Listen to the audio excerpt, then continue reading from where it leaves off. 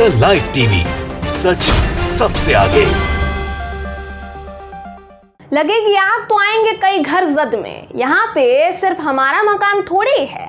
हालांकि दोस्तों बीजेपी की इस सिचुएशन में तो उसका जो घर जद में आया है वो उसका था भी नहीं। दोस्तों दूसरे राज्यों में चोर दरवाजे से घुसकर तख्ता पलट करने वाली बीजेपी का अपना साम्राज्य अब लुटने की कगार पर है।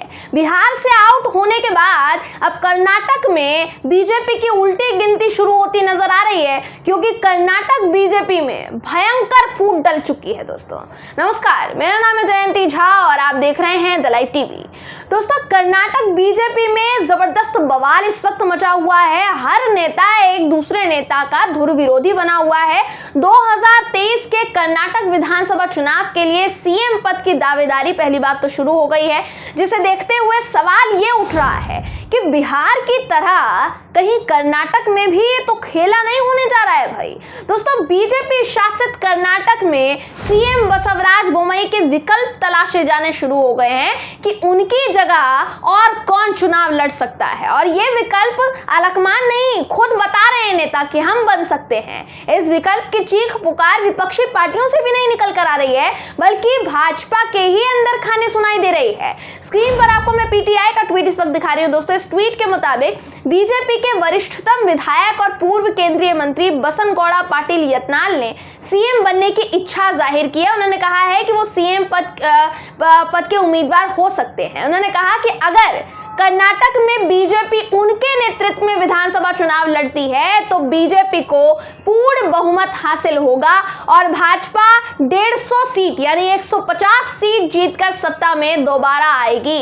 इस ट्वीट के अलावा दोस्तों आपको स्क्रीन पर मैं अमर उजाला की खबर भी इस वक्त दिखा रही हूं, जिसके मुताबिक जब बसनगौड़ा से पत्रकारों ने पूछा कि क्या पार्टी नेतृत्व में कोई बदलाव किए बिना चुनाव जीतने की संभावना है, क्या चुनाव जीता जा सकता है कोई बदलाव ना किया जाए, तो यत्नाल ने इस सवाल पर सिर्फ इतना कहा कि पार्टी अलकमान को सब कुछ पता है और वो सही समय पर सही फैसला लेंगे।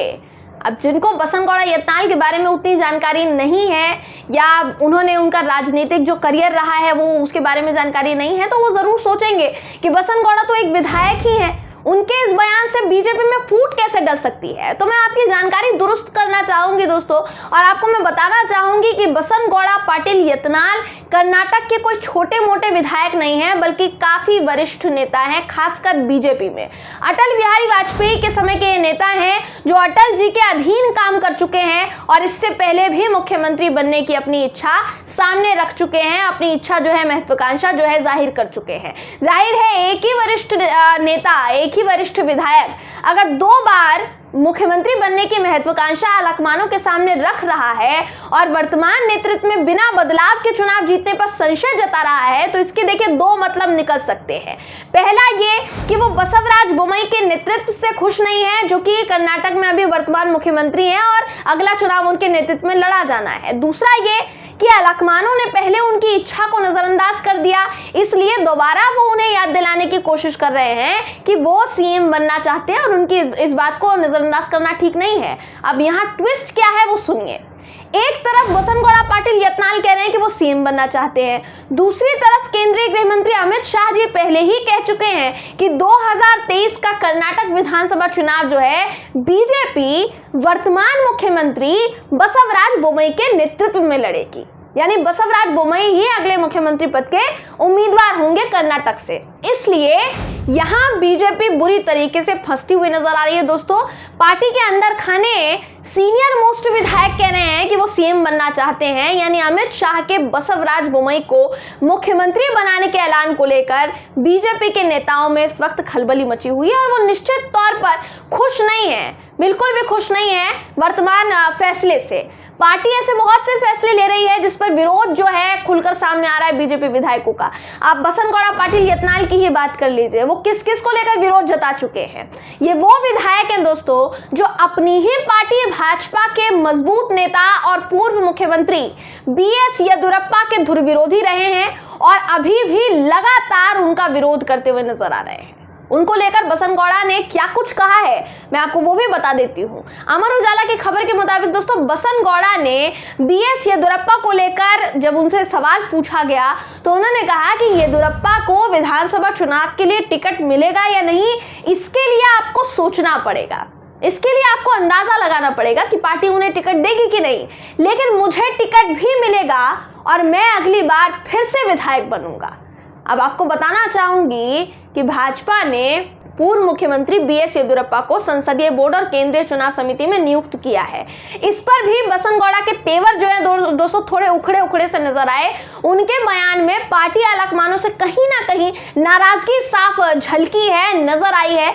बसनगौड़ा ने उखड़े मन से ये बात कही है कि एक बार आलाकमान ने फैसला कर लिया है कि येदियुरप्पा को केंद्रीय चुनाव समिति और संसदीय बोर्ड में नियुक्त किया जाएगा तो मैं इसका पालन करूंगा क्योंकि पार्टी का फैसला है। इसके बाद बसनगौड़ा ने पीएम मोदी के परिवारवाद वाले बयान को लेकर न सिर्फ पीएम मोदी पर निशाना साधा दोस्तों, बल्कि उन्होंने येदियुरप्पा को परिवारवाद का हिस्सा भी बता दिया जो वो पहले भी बता चुके हैं। बीएस येदियुरप्पा पर बसनगौड़ा पहले भ्रष्टाचार का आरोप लगा चुके हैं। उन्होंने कहा कि हो सकता है आलाकमान ने कुछ दूरदर्शिता के साथ फैसला किया हो कि उनको केंद्रीय चुनाव समिति का सदस्य बनाना है। पीएम मोदी ने अपने स्वतंत्रता दिवस के भाषण के दौरान साफ तौर पर कहा था कि वंशवादी राजनीति खत्म हो जानी चाहिए, परिवारवाद राजनीति खत्म हो जानी चाहिए, हमें भी इसके लिए तैयार रहना चाहिए, ऐसा इनका कहना था। अब सवाल ये कि इस तरह से अगले साल चुनाव से पहले ही बीजेपी में तो घमासान मचा हुआ है। एक वरिष्ठ नेता पूर्व मुख्यमंत्री से लेकर वर्तमान मुख्यमंत्री तक सबकी बखिया उधेड़ रहे हैं, तो बीजेपी विधानसभा चुनाव में जीत हासिल कैसे करेगी भाई?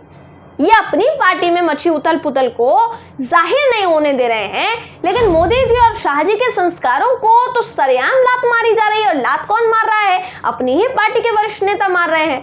मोदी जी और शाह जी तो कहते आए हैं कि भाजपा के अंदर जो भी होता है वो बाहर नहीं जाता है, बीजेपी के बाहर नहीं जाता है, भाजपा के संस्कार हैं, उसकी चर्चा पार्टी में ही होकर खत्म हो जाती है।